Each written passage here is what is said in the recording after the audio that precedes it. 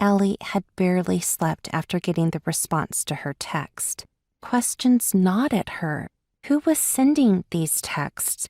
What was she going to be asked to do? Why had she been selected for this? And most of all, how had this person found out Allie's secret, the one thing she was desperate to hide?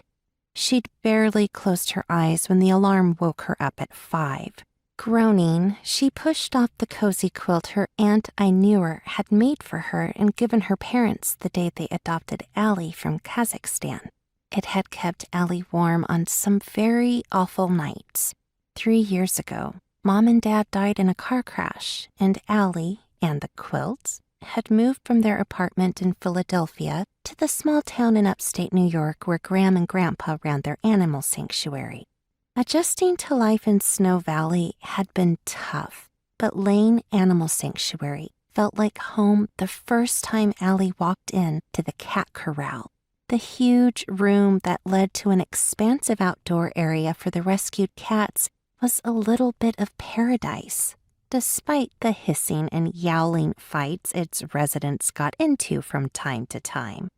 Allie threw on jeans, a clean t-shirt, and a kind of clean sweatshirt, then headed downstairs.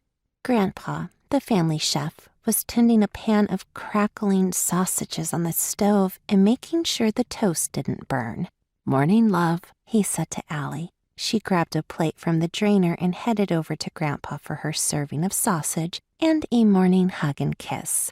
Her grandparents were affectionate with both people and animals, which was probably why they were so good at nurturing abused, terrified creatures and, more often than not, helping them become loving pets.